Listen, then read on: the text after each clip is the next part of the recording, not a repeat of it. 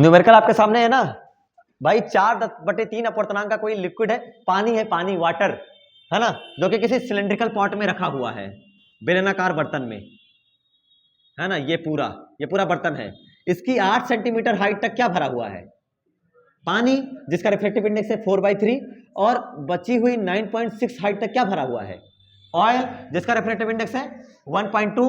यहां से अगर देखना चाह रहे हो तो आपको ये वाला सरफेस, मान लो यहां कोई पॉइंट पड़ा हुआ है, कितना ऊपर दिखेगा, अपरेंट हाइट बतानी है ना, ये बताना है अपरेंट हाइट, और आपको ये भी बताना है कि कितना शिफ्ट हुआ है, अपनी वास्तविक जगह से कितना शिफ्ट हुआ है। कोशिश करिए।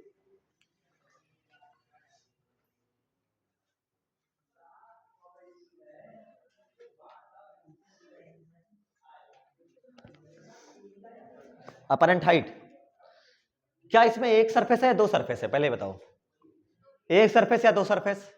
दो सरफेस है, तो आपको रिफ्रैक्शन 2 बार लगाना पड़ेगा, सीधी सी बात, समझे? आपको रिफ्लेक्शन कितनी बार लगाना पड़ेगा? 2 बार। उस दोनों से बचाने के लिए इसके लिए शॉर्टकट यूज करा जाता है, क्योंकि आप 2 बार लगाओगे, एक बार यहां लगाओगे d dash upon d equals to n2 upon n1, फिर एक बार यहां लगाओगे d dash upon d equals to n2 upon n1, अलग अलग लगाओगे, 2 बार लगाओगे, परेशान होगे और टाइम वेस्ट करोगे। और हमें चाहिए केवल d डैश, है ना, कितना हुआ, तो उसको d डैश को बताने के लिए सीधे फार्मूला लिखिए, d1 upon n1 plus d2 upon n2। ऐसे अगर 3 बार होता ना, plus d3 upon n3 plus d4 upon n4, अगर 4 बार होता तो ऐसा 4 लेयर में तोड़ के रखा गया होता। लेयर्स में से पट्टी पट्टी पट्टी ऐसे रखी जाए ना, अलग अलग रिफ्लेक्टिव इंडेक्स की, उसके लिए सीधे रिफ्लेक्टिव इंडेक्स, अगर आपको d डैश पता करना है तो सीधे लगाइए d1 अपॉन n1, कि ये देखिए कि d1 तक कौन सा रिफ्लेक्टिव इंडेक्स है या d2 तक कौन सा रिफ्लेक्टिव इंडेक्स है, उन सबको लिखिए और सीधे कर दीजिए, डायरेक्ट शॉर्टकट लगाइए। 2 बार रिफ्लेक्शन लगाने की जरूरत नहीं है, टाइम लगेगा, सीधे लगाओ d dash equal to d1 कितना है, d1 किसको मान लो, चाहे मान लो 8 सेंटीमीटर को, डिवाइडेड बाई 4/3 प्लस d2 कितना मान लीजिए, d2 कितना है 9.6 डिवाइडेड बाई 1.2, सही लिखा है, डेसिमल से डेसिमल गया कितना आएगा 12×8 = 96, ये हो जाएगा, और ये 3 ऊपर जाएगा, जा रहा है 3 ऊपर जाएगा, 4 दूनी 8, 3 दूना कितना हो जाएगा 6, d डैश आपका आ रहा है 6 + 8 कितना हो गया 14 सेंटीमीटर। ये आया टोटल, डायरेक्ट एक ही बार में बता दिया गया, एक ही बार में शिफ्ट बता दिया गया, सॉरी एक ही बार में आपको अपरेंट डेप्थ बता दिया गया। इसको कोई फर्क नहीं पड़ता कि बीच में कितना सेपरेशन है, ये इससे भी कोई फर्क नहीं पड़ेगा। अभी आगे लगाओगे सवाल तो देखोगे, d डैश इक्वल टू 6 + 8 कितना आया 14 आया। अगर मान लो आपके पास ऐसे कई सारी लेयर्स होती, कई सारी लेयर्स अलग अलग, है ना, कई सारी लेयर्स होती, ये d1 होती है, d2 होती है, d3 होती है, d4 होती है, और आपको अपरेंट डेप्थ पूछा होता, इसका n1, इसका n2, इसका n3, इसका n4, फार्मूला सीधे क्या बना देते हैं इसके लिए, कुछ नहीं दिमाग पे जोर देना है, सीधे लिखना d dash equal to d1 upon n1 plus d2 upon n2, plus ऐसे करते चले जाते, जितना होगा उतना करते चले जाना, डायरेक्ट आंसर आता है। अब आपसे पूछेगा शिफ्ट कितना हुआ, विस्थापन कितना हुआ, शिफ्ट बताने के लिए फार्मूला क्या लिखते हो भाई, शिफ्ट बताने के लिए फार्मूला क्या लिखा जाते हो, total distance minus d dash, d minus d dash, अरे एक्चुअल डेप्थ वास्तविक गहराई माइनस आभासी गहराई, तभी तो बताओगे कितना शिफ्ट हुआ। रियल आप कैसे बताओगे कि शिफ्ट कितना है, शिफ्ट बताने का तरीका क्या है, अच्छा d और d डैश कहां से मेजर करे जाते हैं, सरफेस से, है कि नहीं है, तो वो जमीन पर पड़ा है तो कितना शिफ्ट हुआ है, तो मैं पूरा d पता है, पूरा क्या पता है, यहां से लेकर यहां तक पूरा d पता है भाई, यहां से लेकर यहां तक d पता है, यहां से यहां तक लेकर मुझे पता लग गया d डैश, तो कितना शिफ्ट हुआ ऊपर वो मैं बता सकता हूं, शिफ्ट बराबर लिखा जाएगा d माइनस d डैश, यानी क्या लिखूंगा 9.6 + 8 - 14, सही लिखा है, सही लिखा गया ना बेटा, तो क्या आएगा 9 8 17, 17 में से ज्यादा गया 3, क्या 3.6 सेंटीमीटर शिफ्ट हुआ है, सवाल था। चलो अगला सवाल करिए, अगला दिया जा रहा है,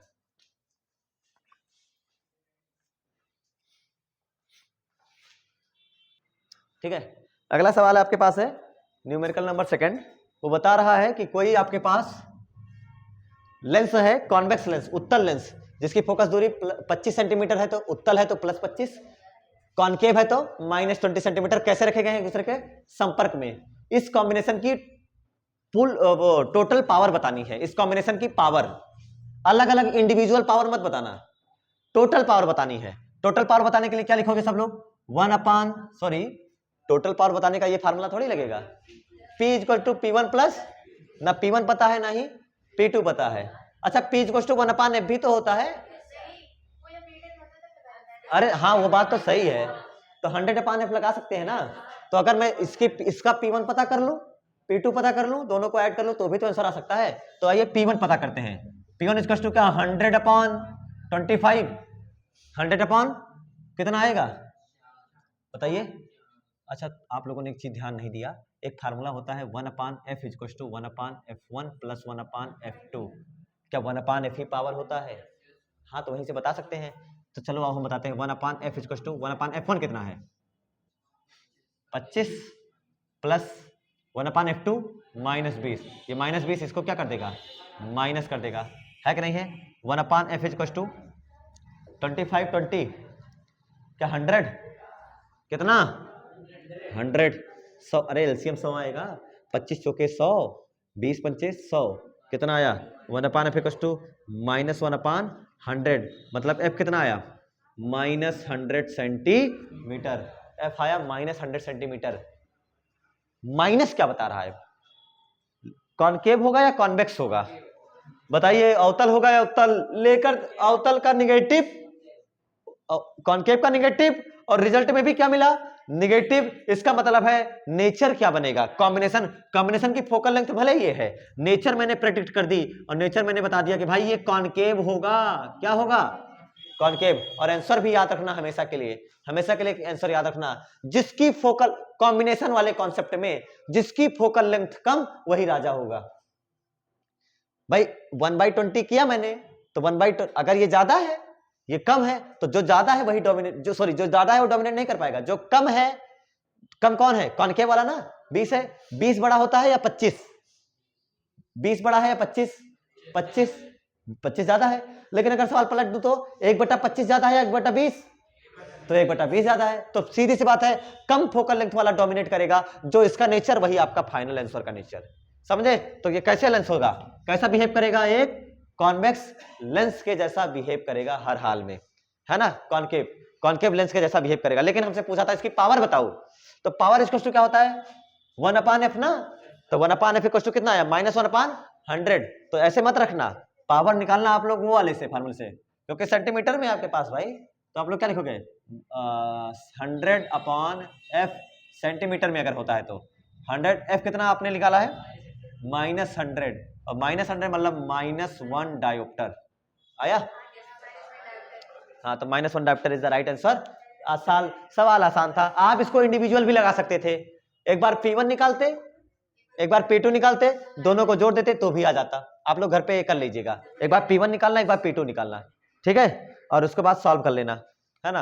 अब इसका अगला जो पार्ट है वो ये कह रहा है, अगला पार्ट कह रहा है कि इस कॉम्बिनेशन को, ये जो कॉम्बिनेशन आपने बनाया है कॉनकेव और कॉन्वेक्स का, इस कॉम्बिनेशन को रखा जाता है 1.6 रिफ्रैक्टिव इंडेक्स वाले लिक्विड में, तो इसकी फोकल लेंथ और इसकी पावर पर क्या इफेक्ट पड़ेगा, लेंस के जो मटेरियल है उसका रिफ्रैक्टिव इंडेक्स 1.5 है, और इसको किस में रखा जा रहा है, किस लिक्विड में 1.6 वाले में रखा जा रहा है। बताओ, सवाल बिना लगाए, नेचर वही रहेगा बदल जाएगा, नेचर। इसको किस लिक्विड में रख रहे हो, इसको किस जो भी कॉम्बिनेशन आपने बनाया, ये आपका हो गया कॉन्वेक्स लेंस, ये आपने कॉन्वेक्स लेंस बनाया, और इसके बगल किसको चिपका के रखा है कांटेक्ट में, कॉनकेव लेंस को। इसको किस में रखा जा रहा है बेटा, किस में रखा जा रहा है, एक लिक्विड में रखा जा रहा है, लिक्विड में रख रहे हो। इसका रिफ्रैक्टिव इंडेक्स कितना है 1.6, इन दोनों का कितना है 1.5 और 1.5। इस कॉम्बिनेशन की टोटल फोकल लेंथ क्या है, कैपिटल F, -100 ही तो है, हवा में ही तो कैलकुलेट करे हो, तो कितनी है इसकी टोटल फोकल लेंथ -100। हवा में इस कॉम्बिनेशन की टोटल फोकल लेंथ है -100, और इसको आपने जानबूझ के कहां रखा है 1.6 वाले रिफ्रैक्टिव इंडेक्स वाले लिक्विड में रखा है। तो सबसे पहले सवाल, नेचर तो बदल जाएगा, क्योंकि मीडियम का रिफ्रैक्टिव इंडेक्स जो सारो सराउंडिंग है उसका रिफ्रैक्टिव इंडेक्स ज्यादा है, और किसका कम हो गया, लेंस का रिफ्रैक्टिव इंडेक्स क्या हो गया है, कम हो गया है। तो सीधी सी बात है, नेचर चेंज हो जाएगा। है कॉनकेव, आएगा क्या कॉन्वेक्स। आइए लगा के देखते हैं कितना सही कितना गलत, कॉन्सेप्ट कितना तेज है हमारा, है ना। जितना हमने पीएचडी करा था कॉन्वेक्स कॉनकेव नेचर वगैरह को लेकर के, उसके बारे में बात करते हैं। चलो भाई ठीक है। अरे भाई फोकल लेंथ पर जब इसको डुबोगे तो उसके नेचर पर क्या इफेक्ट पड़ेगा, उसकी फोकल लेंथ और पावर पर क्या इफेक्ट पड़ेगा। इफेक्ट पड़ने का मतलब ये थोड़ी बताओगे कि बढ़ेगा घटेगा, क्या हो जाएगा तुम्हें वो बताना है। तो मुझे पहले पावर बताने से पहले क्या पता कर लेना चाहिए, फोकल लेंथ। फोकल लेंथ बताने का तरीका क्या है, सबका फार्मूला आता है FL upon FA equals to ANG minus 1 into ANL upon ANG minus ANL, यही फार्मूला होता है भाई। अगर ये फार्मूला याद होगा तो सवाल लग जाएगा। FL पता ही करना है, FA कितना है -100, सही लिखा है। FA कितना है -100, जो कि कॉम्बिनेशन की फोकल लेंथ अभी थोड़ी देर पहले हम लोग कैलकुलेट करके आए थे। इक्वल्स टू क्या लिखा जाएगा यहाँ पर ANG माइनस 1, ANG मतलब ग्लासेस का रिफ्रेक्टिव इंडेक्स, इस पूरे कॉम्बिनेशन का रिफ्रेक्टिव इंडेक्स है कितना 1.5, सेम ही देगा, हमेशा याद रखना तब ताकि आपके लिए घटाना आसान हो। तो 1.5 minus 1 into ANL 1.6 upon 1.5 minus 1.6, सही किया है मैंने, सही किया है ना। चलो FL अपॉन -100 इज इक्वल टू 0.5, सही घटाया है, इंटू 1.6 अपॉन नीचे क्या आएगा 0.1 प्लस या माइनस, माइनस क्या माइनस से माइनस चला गया, 0.1 से ये जीरो, ये सॉरी पॉइंट से पॉइंट चला गया, नीचे बचा 1, 16 पंचे 80, 8.0, 8.0। तो आपके पास FL अपॉन 100 इक्वल टू आया 8, वो भी प्लस में आया हुआ है, मल्टीप्लाई कराओगे तो FL इक्वल टू कितना आ जाएगा प्लस 800 सेंटीमीटर। फोकल लेंथ बढ़ जाएगी, बढ़ने के साथ साथ पॉजिटिव हो जाएगी। पॉजिटिव का मतलब नेचर क्या हुआ, क्या नेचर बदल गया, नेचर क्या हो गया कॉन्वेक्स हो गया, उत्तल लेंस में आ गया। तो ये कॉन्सेप्ट आपने पहले से सीख रखा था कि सर जब जब मीडियम का सराउंडिंग का रिफ्रेक्टिव इंडेक्स ज्यादा हो जाएगा और हमारा लेंस का रिफ्रेक्टिव इंडेक्स कम होगा, तब तब नेचर बदल जाएगा और तब तक हमारे सब सामने ये तरीके का सवाल आएगा और हम लिख सकते हैं। चलो अगले सवाल की ओर चलें।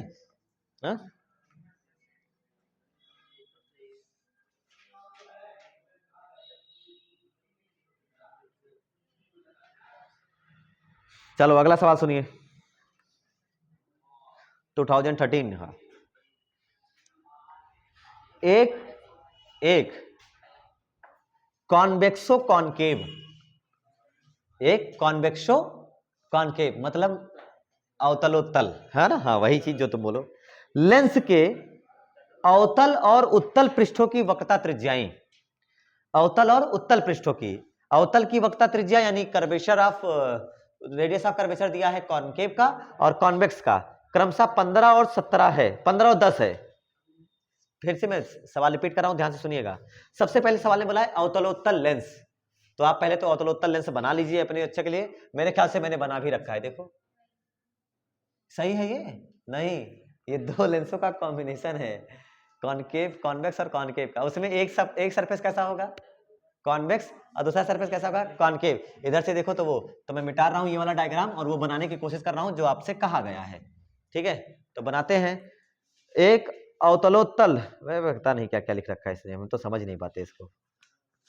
देखो ये और ये, इधर से कॉन्वेक्स कॉनकेव और इधर से कॉन्वेक्स, है ना, ये हो गया। इसके अवतल और उत्तल पृष्ठ की वक्रता त्रिज्याएं, रेडियस ऑफ कर्वेचर दिया है कॉनकेव सरफेस का 15 और कॉन्वेक्स सरफेस का 10, ठीक है। अवतल और उत्तल पृष्ठों की वक्रता त्रिज्याएं, अवतल और उत्तल पृष्ठों की, F अवतल, अवतल का मतलब कॉनकेव आपको दिया गया है 15 सेंटीमीटर, और F कॉन्वेक्स उत्तल, उत्तल का दे रखा है 10 सेंटीमीटर। अब उत्तल दिया है तो आप लोग क्या लिख लोगे इसको, उत्तल दिया है तो प्लस रखोगे और अवतल दिया है तो क्या रखोगे माइनस। आओ सवाल लगाते हैं, फिर बात करते हैं प्लस और माइनस को लेकर के। सबको पता है अवतल के लिए निगेटिव रख लिया जाता है, पता है, क्लियर है। तो कॉनकेव है तो निगेटिव और कॉन्वेक्स है तो पॉजिटिव। आगे पूरा पढ़ो। अगर कांच का रिफ्रेक्टिव इंडेक्स 1.5 है, N ऑफ G 1.5 है, और लिक्विड का रिफ्रेक्टिव इंडेक्स 1.7 है, 1.7 है, तो लेंस की हवा में और लिक्विड में फोकल लेंथ बतानी है, हवा में और लिक्विड में फोकल लेंथ बतानी है। इस लेंथ की हवा में और लिक्विड में फोकल लेंथ बतानी है तो सबसे पहले आपको बताना है 1/FA। मैंने हमेशा बताया था लिक्विड में जब भी पूछेगा सबसे पहले क्या बताओगे, FA। हमने आपसे बताया था जब भी पूछेगा लिक्विड में फोकल लेंथ क्या होगी, सबसे पहले आप ये चेक करो आपको FA पता है कि नहीं। अगर नहीं पता है तो पहले ये पता करो, फिर इस पर आना। FL तो पूछा ही है, मैं पहले FA बता दूं। FA भी पूछा है, सवाल ने आसान कर दिया। तो FA बताने के लिए फार्मूला किसी को याद है, 1/F = Ang-1 into 1/R1 - 1/R2। ये इस मैंने फार्मूला लगाया, 1/F = Ang-1। अरे Ang क्या ये A ही है कि नहीं है? एब्सोल्यूट मतलब विद रिस्पेक्ट टू एयर और वैक्यूम। तो मैंने 1/F = Ang-1 1.5 - 1 1/R1 - 1/R2। R1 क्या है? एक सेकंड, हाँ वो रेडियस ऑफ कर्वेचर है, गलती से उसको फोकस लिख दिया है बेटा, ठीक है, पता नहीं ध्यान कहाँ था। ये फोकस नहीं है, ये रेडियस ऑफ कॉनकेव है और ये भी रेडियस ऑफ, ठीक है, गलती से फोकस लिख दिया। चलो तो कॉनकेव का negative R1 - R2, R1 - R2, जिसके ऊपर लाइट पहले गिराओगे वो होगा R1, दोबारा जिस पर गिरेगी वो होगी R2। अगर ध्यान से देखो तो दोबारा जिस पे गिरा रहे हो उसकी चिंता छोड़ो, वो तो इधर से देखो तो आपको क्या है, वो इधर से देखेंगे तो कॉन्वेक्स ना, और इधर से देखेंगे तो कॉनकेव। ये लाइट, ये R1 आप क्या लिख दिया, ये हो जाएगा आपका कॉनकेव बजाय मैं इसको लिख देता हूँ यहाँ R1, इसको मैंने लिख दिया R2। रखो तो जरा 1/F = 1.5 - 1 और यहाँ क्या लिखा जाएगा 1/R1 - 1/R2 -1/15 -1/10। सॉल्व करके जल्दी बताओ आंसर।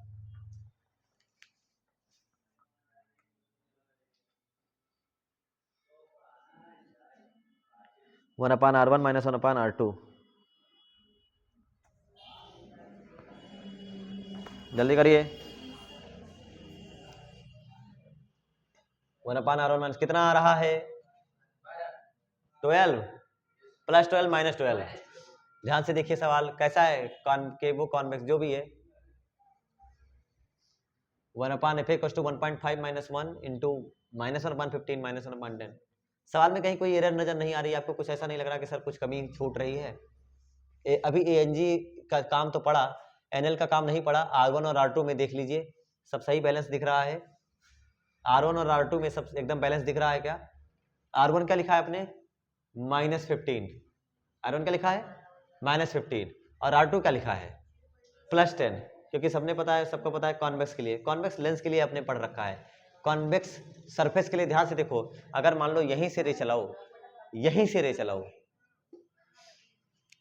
तो इसका भी कर्वनेस इधर ही है और इसका भी कर्वनेस इधर ही है।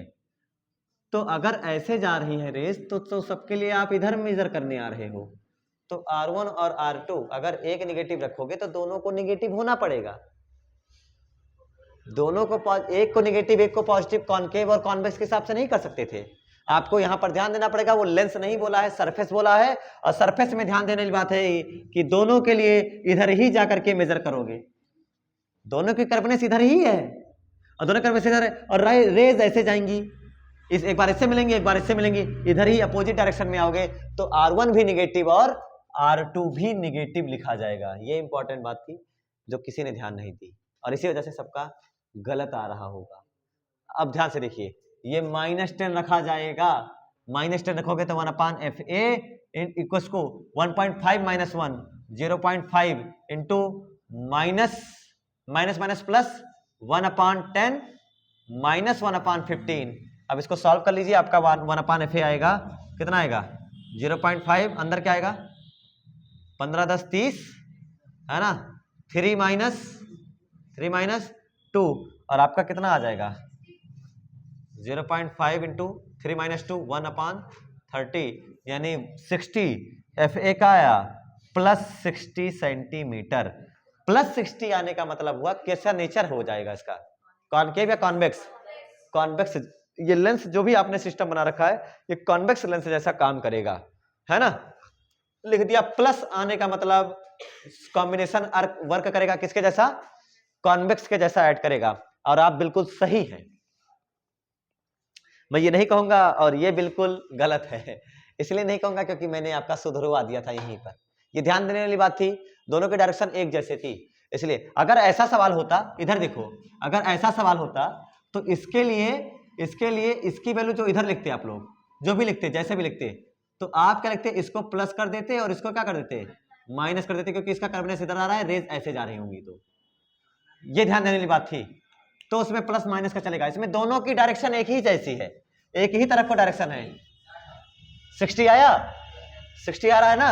अब ध्यान देने वाली बात क्या है कि आप इसको कैसे समझेंगे कि हम कैसे भविष्य में सवाल लगाएंगे और हमारा सही जाएगा ना। से देखो इसमें किसकी रेडियस कम है, कॉन्वेक्स की। क्या बन गया, कॉन्वेक्स। जिसकी रेडियस कम होगी वही बन जाएगा। रेडियस कॉन्वेक्स की कम है, देख नहीं पा रहे हो, किसकी कम है भाई, कॉन्वेक्स की रेडियस कम है ना। अगर कॉन्केव की रेडियस कम होती ना तो ओवरऑल क्या आता भाई, ओवरऑल ये ज्यादा होता, कोई एक ज्यादा होता, एक कम होता, और जो कम होता वही वैल्यू ज्यादा बनाता, और वो वैल्यू ज्यादा बनाता तो अपने आप ये सवाल लग जाता। तो इस चीज पे ध्यान दीजिएगा, और न्यूमेरिकल लगाते समय थोड़ा सावधानी ये देना, डायरेक्ट तुक्का मत लगाना, कई बार गलत भी हो सकता है, ट्रिक वगैरह हर जगह काम नहीं करेगी, कॉन्सेप्ट हर जगह काम करेगा। चलो इसके आगे का क्या टॉपिक है, इसको कितने इसका हाँ, इसमें डुबोगे तो क्या फर्क पड़ेगा, क्या बदल जाएगी फोकल लेंथ, बदलेगी या नहीं बदलेगी, इसमें डुबोगे तो बदल जाएगी। नेचर वही रहेगा या बदल जाएगा, नेचर बदलेगा या वही रहेगा, कितना है इधर 1.5, इधर कितना है 1.7, सीधी सी बात है, चिल्ला के बता रहा है बदल जाएगा। नेचर इक्वल होता तो ना बदलता, तब तो पैरेलल ग्लास स्लैब हो जाता है, समतल कांच का गुटका प्लेट हो जाता, और अगर कम होता तो बदलता ही ना, लेकिन ज्यादा है तो बदल जाएगा। तो सीधी सी बात है, लगा लीजिएगा इसको, फालतू इसके ऊपर पचड़ नहीं करेंगे, आंसर मैं आपको सॉल्व करके बता दूंगा, ठीक है। आप लोग घर पे करके लाइएगा, यही सवाल है। और तो बाकी सब तुम लोग तो तेज हो ही यार, तुम लोगों को कौन है ना पीछे कर सकता है। -255 आ रहा है क्या, सॉल्व कर लिया, वेरी गुड। इतनी देर में बैठे थे, क्या करते, इसको निहारते क्या, एक बार आ गया तो फिर उड़ा ही देते थे, सही किया।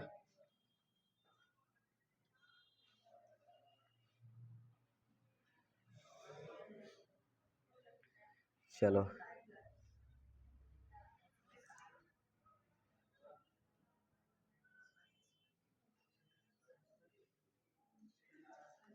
चलिए अब सवाल सुनिए, प्रिज्म को लेकर के एक सवाल करवा देते हैं। हाँ, प्रिज्म के लेकर, लेंस के बाद आपका क्या शुरू हुआ था, प्रिज्म ही शुरू हुआ था ना, प्रिज्म के बाद हम लेकर के चलते हैं स्कोप के ऊपर सवाल।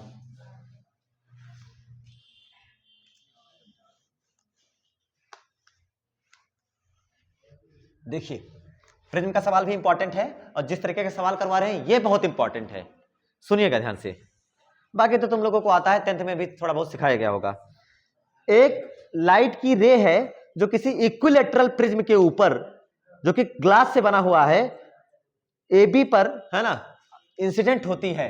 ये कोई आपके पास प्रिज्म है, ठीक है, ये प्रिज्म है, ये सरफेस है ए बी सी, इक्विलेटरल है मतलब समबाहु, सबके एंगल कितने हो जाएंगे 60 हो जाएंगे, है ना। ए बी पर इंसिडेंट होती है और मिनिमम डेविएशन 30 डिग्री शो करती है। ए बी पर आकर के इंसिडेंट होती है और मिनिमम डेविएशन कितना दे रही है, डेल्टा एम कितना दे रही है 30 डिग्री। याद करते चलना जो डेटा बता रहे हैं। प्रिज्म से गुजरने वाले प्रकाश की चाल बतानी है, आपको बतानी है अजय भाई सवाल पूछ लिया इन्होंने। प्रिज्म से गुजरने वाले प्रकाश की चाल बतानी है, लाइट की स्पीड बतानी है आपको, जो प्रिज्म से लाइट गुजरेगा। रिफ्लेक्टिव इंडेक्स आपको दे देता हूं मैं, इन्होंने दिया नहीं है, रिफ्लेक्टिव इंडेक्स तो दिया ही नहीं है बेटा ना, 1.5 नहीं। प्रिज्म का कॉन्सेप्ट है क्या, प्रिज्म के रिफ्लेक्टिव इंडेक्स का स्पेशल फार्मूला होता है, प्रिज्म के रिफ्लेक्टिव इंडेक्स का स्पेशल फार्मूला होता है नहीं होता है, होता है ना। कितना बड़ा फार्मूला है, ANG = sine A plus delta m/2 whole divided by sine A/2। क्या यहां से हम रिफ्लेक्टिव इंडेक्स पता कर सकते हैं? तो पहले तो काम हो गया इसका क्या पता करना, रिफ्लेक्टिव इंडेक्स डेल्टा m तुम्हें दे रखा है, एच किसी को पता है कि नहीं पता है, कहीं भी चला जाओ कितना डिग्री होगा, समबाहु त्रिभुज है इक्विलैटरल प्रिज्म है, 60 60 60 हर जगह 60। तो सबसे पहले क्या बता दो, इसका रिफ्रैक्टिव इंडेक्स उड़ा दे, रिफ्रैक्टिव इंडेक्स एएनजी बता कितना आएगा बेटा, sine A plus delta M by 2, sine A कितना 60, डेल्टा एम कितना 30, 60 प्लस 30 60 प्लस 30 90 और 90 बटा 2 45, साइन 45 बटे साइन ए बाई 2, ए कितना 60, ए कितना 60, 60 बाई 2 30, नीचे आया साइन 30, कितना हो जाएगा, ऊपर आएगा 1/√2 आएगा नहीं आएगा, इंटू साइन 30 की वैल्यू 1/2, यानी 1 यहां रह जाएगा, 2 वहां पहुंच जाएगा। कितना आया रिफ्रैक्टिव इंडेक्स, √2 मतलब 1.414। बच्चे रखने जा रहे थे सर 1.5 ले ले, कह रहे थे सर 1.5 ले ले, रिफ्रैक्टिव इंडेक्स तो 1.414 आया भाई। इसीलिए जब ना दिया हो तो सोचो कि वो प्रिज्म का कॉन्सेप्ट है, हमें हो सकता है मेहनत करनी पड़ जाए। अब आपको क्या पूछा है, प्रिज्म के अंदर जो लाइट है ना, लाइट प्रिज्म के अंदर जो जा रही है उसकी रफ्तार क्या है, वेलोसिटी। अब सबको पता है v इक्वल टू होता है c/n, फार्मूला याद है किसी को, v equal to c/n। c कितना है 3 × 10⁸, n कितना है 1.4, 1.5 होता तो फिर सीधे तुम लिख देते 2 गुणे 10 के 8, लेकिन ये कितना है, तो कितना आएगा आपके पास, 2 सॉल्व करने पर आएगा 2.1 × 10⁸ मीटर पर सेकंड, लगभग इतना आएगा। ये आ गया, पहला मैंने रिफ्रैक्टिव इंडेक्स बताया, दूसरा मैंने स्पीड बताया। अब जो सवाल जो नहीं बता रहा है वो सुनो, जो सवाल बताने लायक नहीं छोड़ेगा तुमको वो सुनो। ए बी सरफेस पर इंसिडेंट एंगल बताओ, ए बी पर कितने डिग्री से आके गिर रहा है। ए बी सरफेस पर क्या बताना है, एंगल ऑफ इंसिडेंस बताना है, on surface A B angle of incidence बताना है। और उसके बाद आगे है जिससे, अब ये सुनना ध्यान से, जिससे निर्गत किरण जो बाहर एमर्जेंट रे है, एमर्जेंट रे, जिससे निर्गत किरण एसी जो भी है, एसी को टच करते हुए जाए। एसी को टच करते हुए जाए मतलब ऐसे ना जाए, कैसे जाए, निकलने के लिए क्या हो जाए, ऐसे चली जाए। ये कब जा सकती है बेटा, ये तब जा सकती है जब यहां वाला भाई डेंसर से रेयरर जा रही है, सघन से विरल जा रही है, ये तब होगा। ये ऐसे कब जाएगी, जब यहां वाला जो आप R2 लिखते हो क्या वो C के इक्वल हो जाए, क्रिटिकल एंगल के, किसके इक्वल हो जाए, क्रिटिकल एंगल के इक्वल हो जाए। यानी R2 की वैल्यू अगर C के इक्वल हो जाएगी तब वो ऐसे ही जाएगी। सवाल ऐसा भी हो सकता है कि वो उधर जाए है ना वापस ही लौट आए, तो C से ज्यादा होना चाहिए। इस वाले सवाल में आपको क्या ध्यान देना है, R2 की वैल्यू किसके इक्वल होनी चाहिए, C के इक्वल होनी चाहिए। और अगर आपको एक बार, सबको पता है इसके अंदर प्रिज्म के अंदर फार्मूला, आपको एक बार ध्यान से देखिए, आपको क्या पता करना है बेटा, आई लगा स्नेल्स लॉ। अभी देखना क्या क्या जरूरत पड़ती है, कॉन्सेप्ट से चल के लगाते हैं, जो जो जरूरत पड़ेगी ले आएंगे। लगाओ इस सरफेस पर Snell's law, N1 sin I, हवा से sin I, सही लिखा है मैंने, equal to N2 Ng sin R, R की R1, R की R1, R1, Na पता है, हाँ, साइन आई पूछा है, यस, Ng पता है, हाँ, R1 पता है, नहीं। तो सबसे पहले किसको पता करोगे, R1 को। R1 पता करने का टेक्निक सबको पता है, सर मुझे पता है A equal to R1 plus R2, A equal to R1 plus, क्या A पता है, हाँ, R1 पता ही करना है, R2 नहीं पता, R2 नहीं पता, तो पहले क्या पता करें, R2 पता करने के लिए लगाओ वहां पर स्नेल्स लॉ और लगाओ क्रिटिकल एंगल का कॉन्सेप्ट, क्योंकि बोला है तुमको हिंट, क्या यहां पर आपको R इक्वल टू 90 डिग्री दे रखा है, नहीं दिख रहा है, E इक्वल टू 90 डिग्री दे रखा है, नहीं दे रखा है, लगाओ वहां पर स्नेल्स लॉ, उस पे जाकर स्नेल्स लॉ लगा, वहां से हो सकता है R2 मिल जाए, इधर आके रख दे तुम्हें R1 मिल जाएगा। तो उस वाले सरफेस पे लगाओ स्नेल्स लॉ, सेकंड वाले सरफेस पे ऑन AC लगाओ स्नेल्स लॉ, क्या लिखोगे, Ng sin R2, सही लिखा जा रहा है कि नहीं है, Ng sin R2 किसके इक्वल लिखा जाएगा, Na sin E, Na sin E। अब Ng sin R2 equal to Na sin E, touch करते हुए जा रही है, मतलब कितना डिग्री, 90 डिग्री। एनजी कितना है, एनजी कितना है बेटा, √2। एनजी कितना है, √2 इंटू साइन R2 पता ही नहीं है, Na1 साइन ई की वैल्यू, ई की वैल्यू कितना, टच करते हुए जा रही है ना, मतलब ई की वैल्यू कितनी है 90। ये मत सोचना ई की वैल्यू 0 है, सरफेस को पैरेलल करते हुए जा रही है, तो ई की वैल्यू 0 मत सोचना। 1 इंटू साइन 90, साइन 90 वैल्यू 1, तो साइन R2 कितना आएगा, साइन R2 1/√2, तो साइन R2 का मतलब 1/√2 का मतलब कितना, साइन 45 डिग्री। आपने R2 इक्वल टू क्या डिग्री लिख दिया, 45 डिग्री। क्या R2 पता लग गया, R2 पता लगा, नहीं लगा? उस सरफेस पे बैठ के मैंने R2 पता कर लिया। अब इस सरफेस पे आकर के बैठने से पहले, इस सरफेस पे आके ये कॉन्सेप्ट लगाने से पहले, क्या R2 पता है तो क्या मैं R1 बता दूं? A कितना है, A है 60, A कितना है 60 equals to R1 plus R2। R1 कितना है, पता ही करने आए थे सर, R2 कितना है 45, तो R1 की वैल्यू कितनी डिग्री आएगा, 15 डिग्री। R1 की वैल्यू 15 डिग्री। कांग्रेचुलेशंस। अब क्या आई बताया जा सकता है, नहीं बताया जा सकता क्या? अब आई बताने के लिए आपने कितनी देर से ये फार्मूला लिख करके बरसों से इंतजार कर रहे थे इस फार्मूले को लिखने के बाद कि सर R1 दे बता दो, सीधे आंसर बता देंगे।